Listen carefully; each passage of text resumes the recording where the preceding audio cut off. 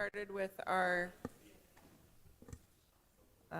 Vision Zero Action Plan presentation. Very much. All right, good afternoon, Commissioners. My name is John Davis. I'm the City Traffic Engineer for Des Moines. And I'm here to speak with you a little bit about, at a high level, our Transportation Safety Action Plan that we've recently adopted, as well as the potential impacts that planning and land use and zoning actions can have on traffic safety or transportation safety. So to first, just to give you a little bit of background on transportation planning, many of you are aware that we have a transportation master plan. It was first adopted in 2018. We refer to it as Move DSM. As part of this plan, we updated the Complete Streets policy that was adopted in 2007, as well as we developed a new project development process for our capital improvement program work that would reflect the goals of and objectives for Complete Streets. And Complete Streets, very briefly, is trying to accommodate all users in the street environment, increase walkability, as well as active transportation. As part of the planning effort, or the effort with Move DSM, there was an effort to examine how safe are our streets. And we looked at the data. This is a little bit dated in that it was looked at from 2012 to 2016, which is the time frame that the plan was developed. And at that time, we were averaging around 156 people that were either being killed or seriously injured in traffic crashes each year in Des Moines. And we found that a disproportionate number were being affected of people that were walking or bicycling. Furthermore, the study at the time, the analysis, found that a disproportionate share of people were being killed in crashes on four-lane streets that were undivided or did not have a median or separator between the vehicles traveling in opposite directions. So fast forward a little bit, taking that safety element that was part of the Move DSM effort, we were looking for a second phase of for the transportation master planning effort, and we settled on Vision Zero, or traffic transportation safety. It's a common topic. Every day we will get calls with concerns about safety. So we look to develop an action plan that subscribe to the Vision Zero approach, as well as other state of the practice elements. The action plan provides the summary of the public engagement, does the summary of crash analysis. It presents a high injury network, a path forward to target year of 2040. We have specific and measurable actions and steps for 5 focus areas, project prioritization based on need and safety impact, as well as an annual review process to check the progress towards the goal of zero traffic-related fatalities and serious injuries, to either affirm, revise, or even discontinue some of the action items. That plan was adopted by Council on June 26th of this year. The basis for this action plan is found in what's called the Safe System approach.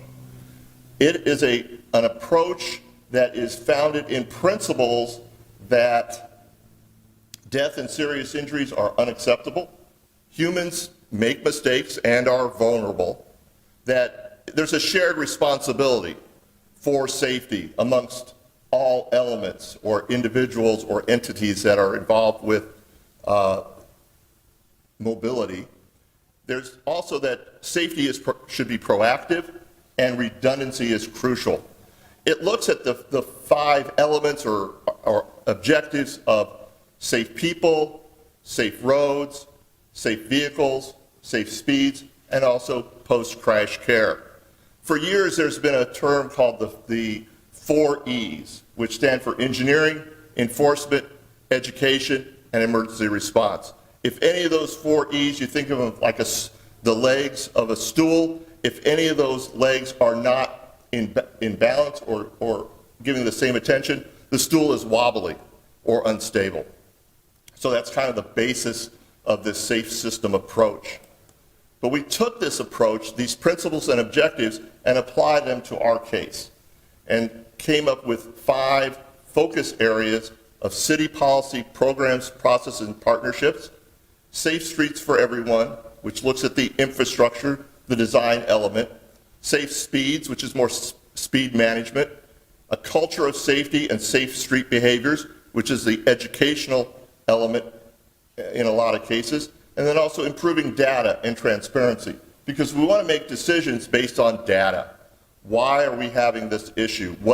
How can we effectively manage it and address it? So these are the focus areas that we then used to apply to this high injury network. Part of the crash analysis identified these street segments that had the greatest risk in Des Moines.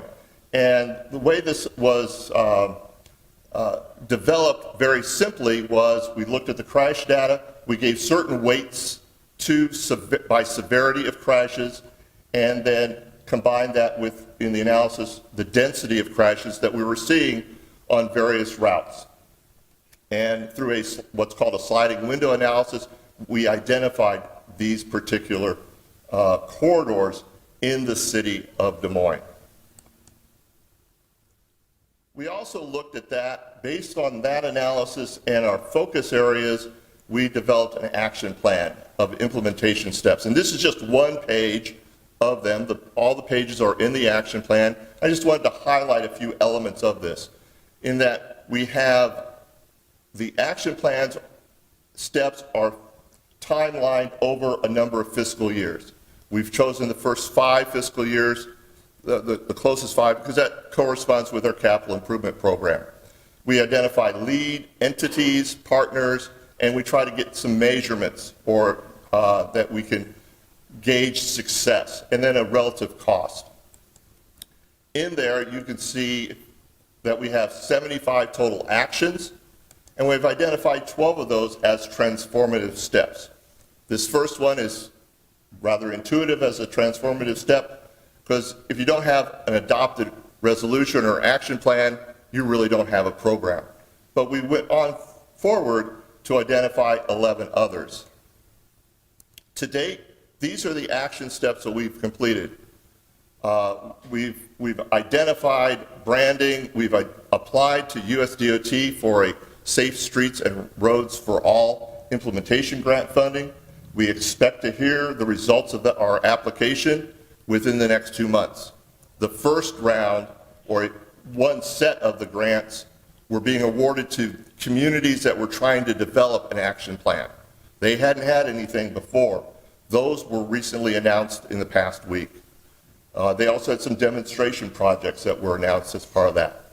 But we're looking at identifying or receiving grant money to help make improvements on 5 of the corridors that we've identified in the high injury network.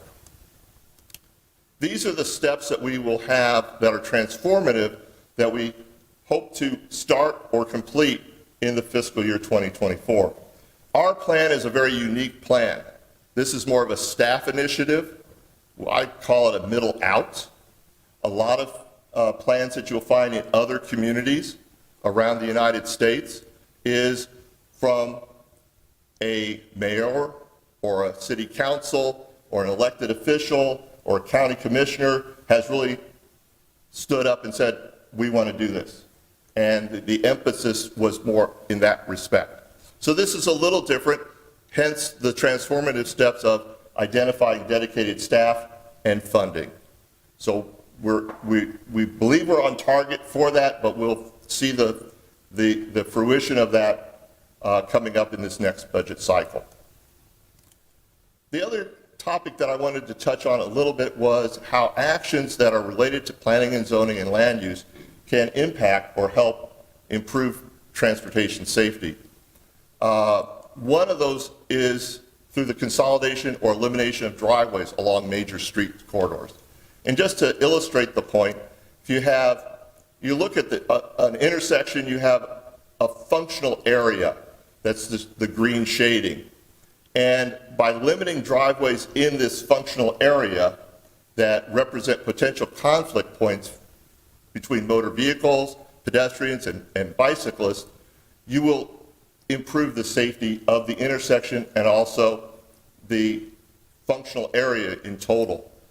Depends on the number and the complexity of the conflict points and how that relates to safety performance. But the illustration here is if you had this condition where you had 4 access points on a major roadway, 2 on either side of a minor road intersection, you count them up, there's around 46 conflict points on the major road. If we were to implement this scheme by relocating access C down on the minor road, putting a median on the major road to have access A, B, and D as right-in, right-outs, and then servicing some of the other movements through additional access off the minor roadway at E and F, you end up with reducing it down to a total of 23 conflict points with 8 on the major road. The major road, in this case, likely has substantially more traffic, so substantially more probability or potential for crashes. Another aspect is the installation of sidewalks. We have a priority 1 sidewalk gap network that has been identified. This is a graphic of it. It's a little bit dated, but the gaps were prioritized based on proximity to schools, bus stops, commercial nodes, as well as a connectivity assessment. By improving the network or continuing to provide opportunities to fill the gaps, we enhance mobility as well as transportation safety. This is just an overlay of taking the high injury network map and identifying missing sidewalks that are on those corridors that we have identified as having prioritization from a high injury standpoint. So in our course of trying to do improvements on roadways through our capital improvement program, we'll capture some of these, but there are other ways that we need to accommodate that, and sometimes that is in the process of land development that is occurring on these corridors.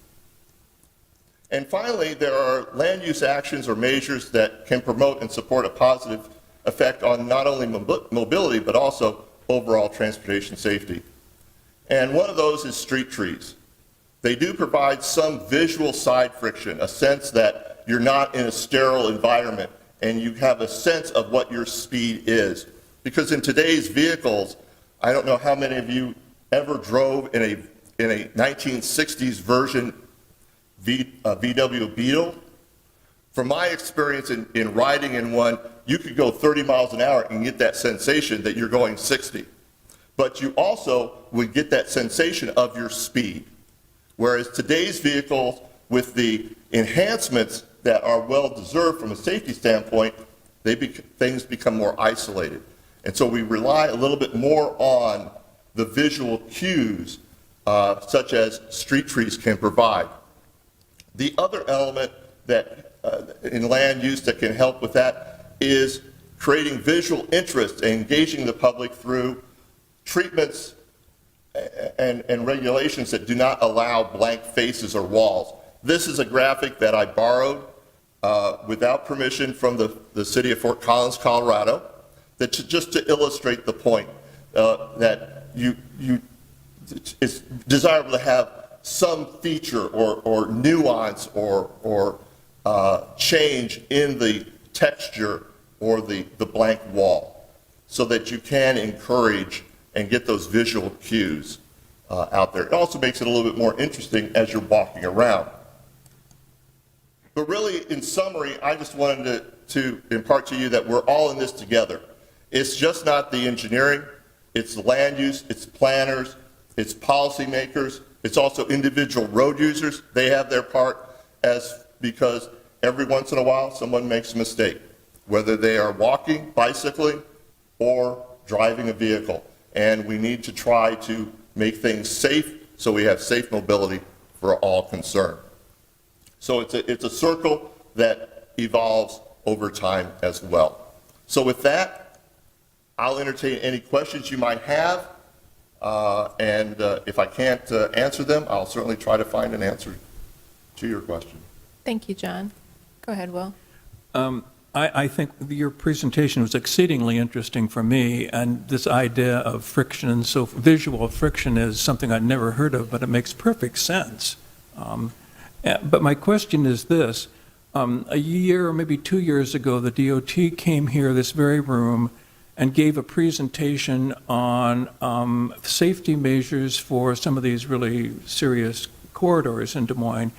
And East 14th Street was one of those corridors that gets a lot of attention, and unfortunately, it's an exceedingly dangerous street because I drive it every way and every day, and that's the story. So my question is this. The reps from IDOT came and said that they had a plan, and the plan was to build 4 roundabouts on East 14th Street. Now that sounds maybe good, but to my way of thinking, it's completely improbable, considering that roundabouts take a lot of property to make them effective, and I don't see that particularly on East 14th Street, but I'd just like to hear your opinion about that. Well, I think and thank you for the question, Iowa DOT study, just in case those of you are not aware, was from the southern city line to the northern city limit along East 14th, whether it be the northeast or the southeast, whatever you want to call it. So they identified various countermeasures to enhance safety. The roundabouts were identified in the area north of East University, which as you travel that roadway, the land use changes. The southern part is more of a commercial, retail, some strip malls, some multifamily residences. But as you go past Garfield and north on East University until you get about to Euclid, it changes to more of a residential. You have residences, whether they might be a share, they might be a duplex, but they're residences. So they were trying to really slow down the speeds or have a treatment that potentially could do that. Roundabouts will do that.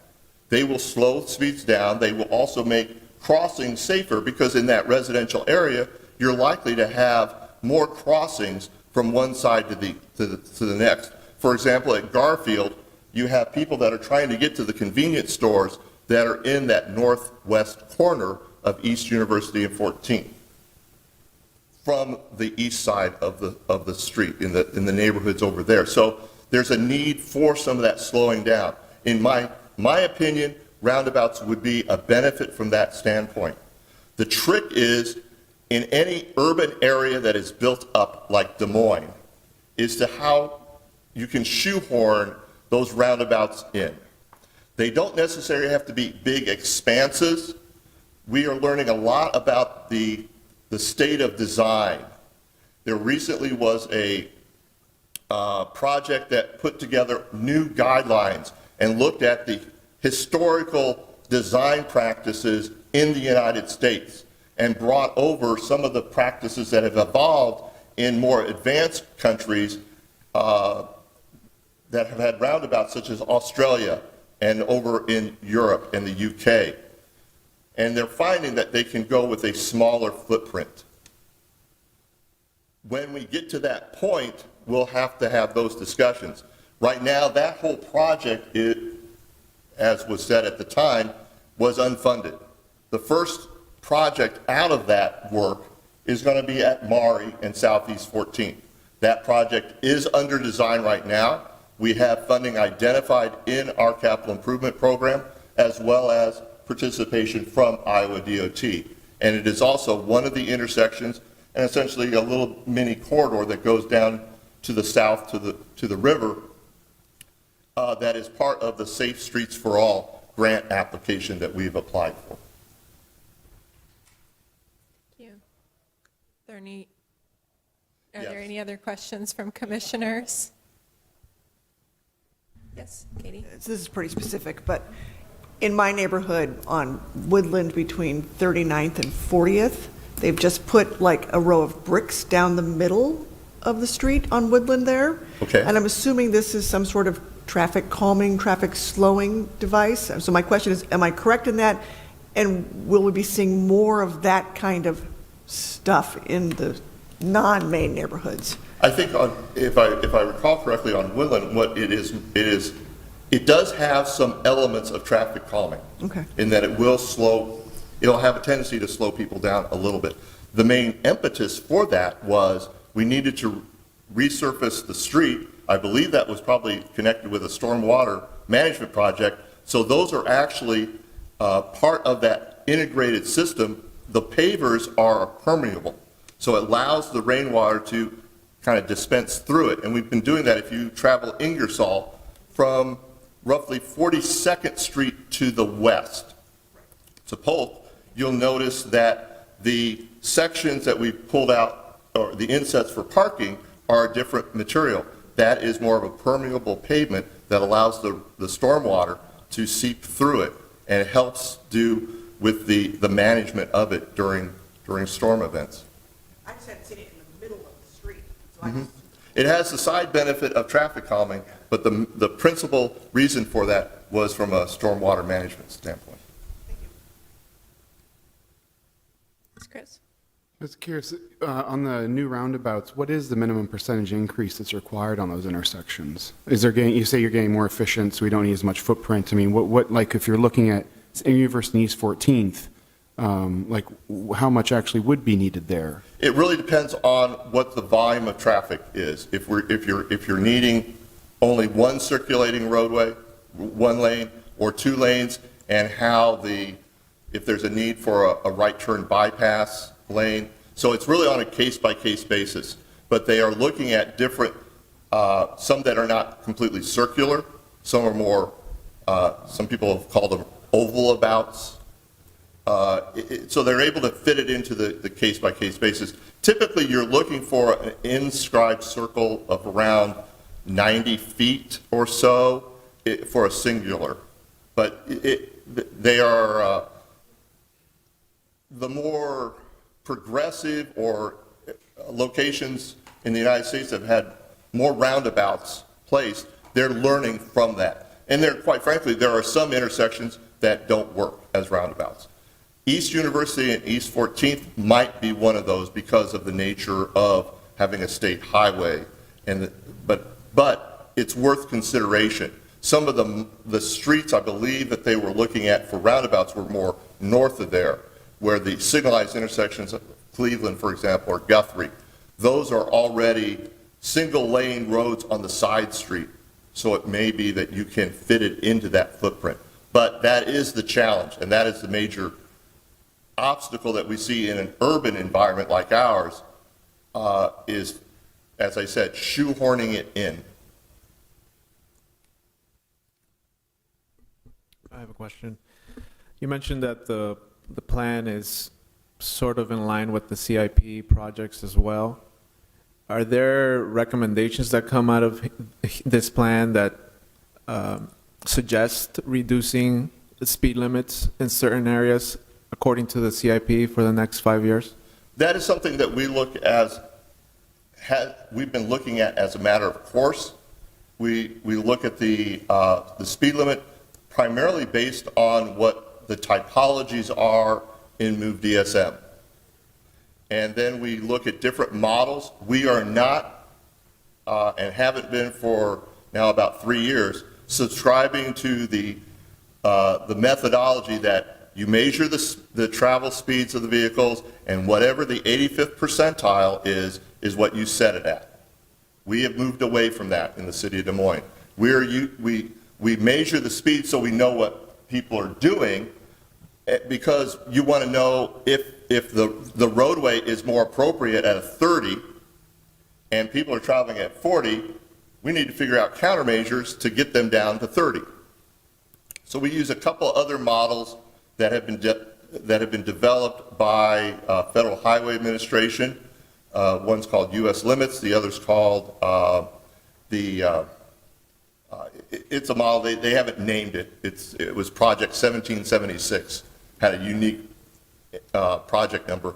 But there's also a model that we refer to as a credible speed model that is a product from the Quebec Ministry of Transport in Canada that does not include any reference to the speed.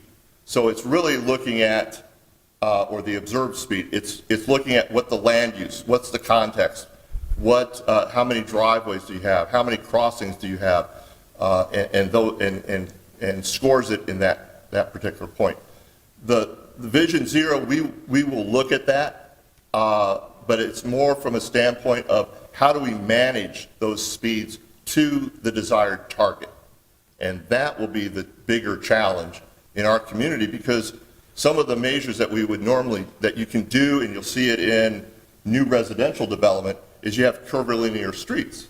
Well, that helps to manage your speeds. But we're not going to be able to do that on some of our major streets. You're not going to take East 14th and insert a lot of curves in it.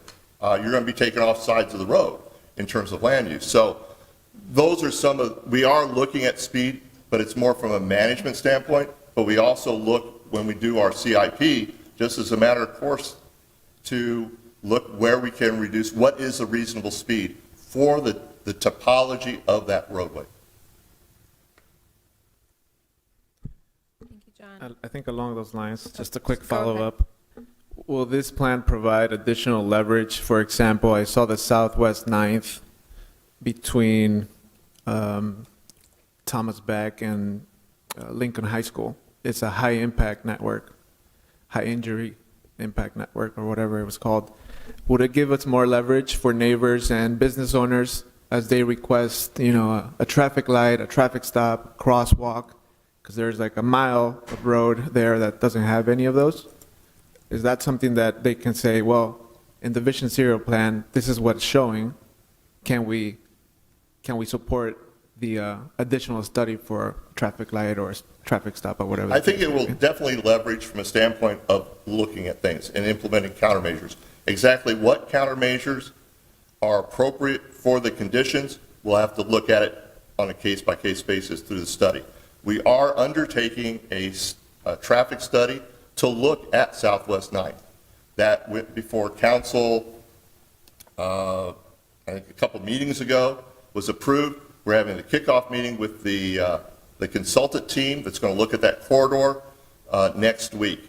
It is, as you said, it's in the high injury network. The advantage of that is that we're considering looking at additional submittals or grant applications for Safe Streets for All from the US DOT, as well as other entities, and that helps in that leverage because we have a really documented, it's based in an analysis that can help, and that is one of the things that US DOT really looks for in their submittals for implementation grants.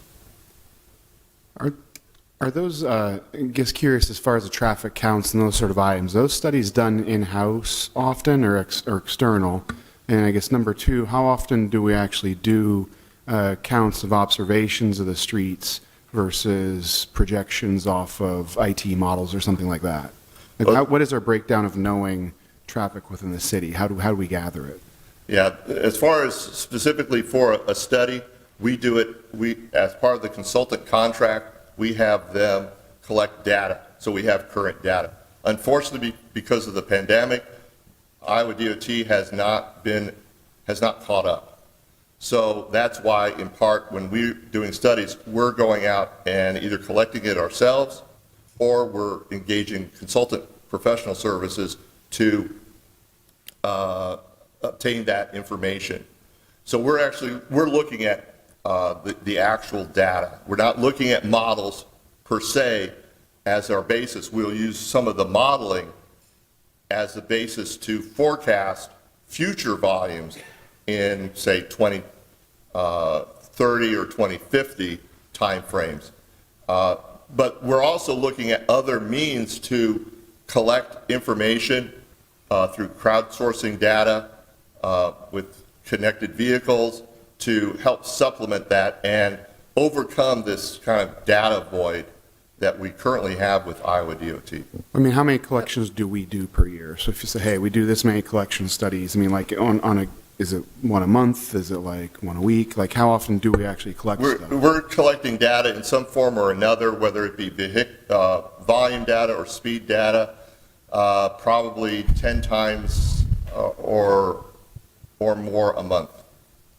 10 a month per like Chris, citywide? we are past 6 o'clock, so I don't know if this is a conversation that can be continued on email or Well, yeah, I've asked before on email, wasn't but we sure didn't how really long get the it. Yeah, questioning okay. was going to go. That's Oh, no, I'm just curious, like, how much data do we actually get? Because actually, when we did pull a bunch of the studies, it just seemed curious to me how much is actually real stuff, how many real data points we're going off of. That's my general question on those, so. I'd like to have more, as much data as I can get, but right now, resources are limited. Okay. okay. Thank you very much, John. All right. We will begin our meeting for November 2nd of the City of Des Moines Plan and Zoning Commission. The Plan and Zoning Commission is generally an advisory body to the City Council. The City Council will hold a public hearing and make the final decision on all matters before the Commission, other than site plans and subdivision plats, unless denials or conditional approvals thereof are appealed. Please contact the City Clerk or Development Services Department staff for details on council hearings. Applicant will be given 10 minutes to present the request. Proponents and then opponents from the public are then allowed to speak in that order, with each speaker allowed a maximum of 5 minutes. Applicant is then allowed 5 minutes for a rebuttal. The hearing will then be closed, and the Commission will discuss and vote on the issue. All comments are to be germane to the item under consideration, and speakers are to maintain a courteous manner. Items listed on the consent portion of the agenda will not be individually discussed and will be considered for approval in accordance with the recommendation in the staff report, unless an individual present or member of the Commission requests that the item be removed from the consent agenda and considered separately under the public hearing agenda. Before all of our items are on the consent agenda, but before we get to that, can I get a motion from Commissioner to approve the October 19th minutes of the Plan and Zoning Commission? So moved. Thank you, Carolyn. All those in favor, raise your right hand.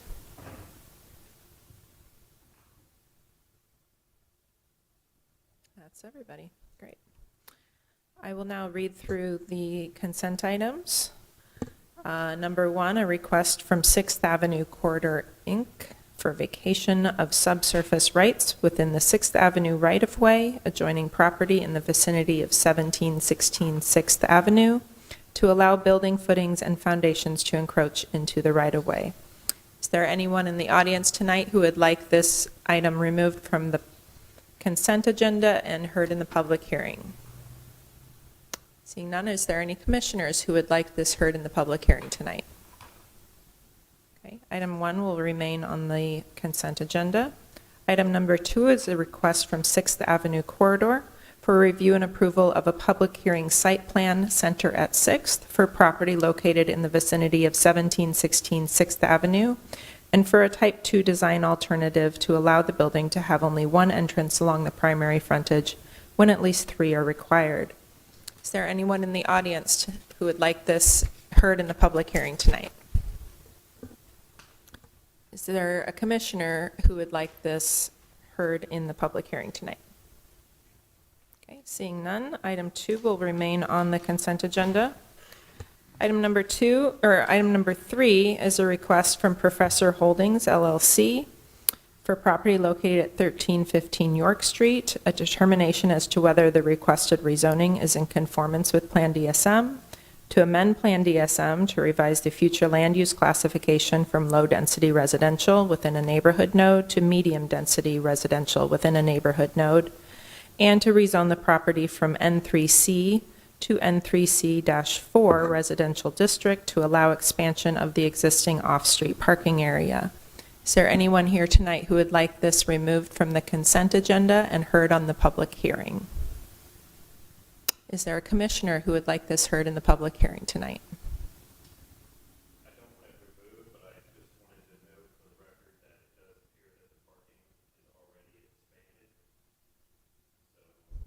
Okay. Okay, thank you. Item number 3 will remain on the consent agenda. Item number 4 is a request from WH2 Limited for review and approval of a public hearing site plan Irely Ball Residential Facility for property located at 5631 Francis Avenue, and for a type 2 design alternative to allow 2 parking stalls to extend into the front yard where parking is allowed in the rear yard only. Is there anyone in the audience who would like to hear this item in the public hearing tonight? Is there any commissioners who would like this item heard in the public hearing? Okay, seeing none, item number 4 will remain on the consent agenda. Yes, If, Jason. I just want to clarify for the commission's sake of the record that the rezoning action in of itself isn't approving the parking, it's allowing the use, and then there'll be a site plan. And so, if any of the commissioners had questions on that, wanted to clarify that point, that there is process ahead still. Okay, thank you. If I can get a commissioner to make a motion to approve the consent agenda on items number 1, 2, 3, and 4 tonight. I'll move. Thank you, Emily. All those in favor, raise your right hand. That's everyone. And item number 5 was withdrawn, so that is the end of our meeting unless we have any committee and directors' reports. No director's reports. Okay, we are adjourned.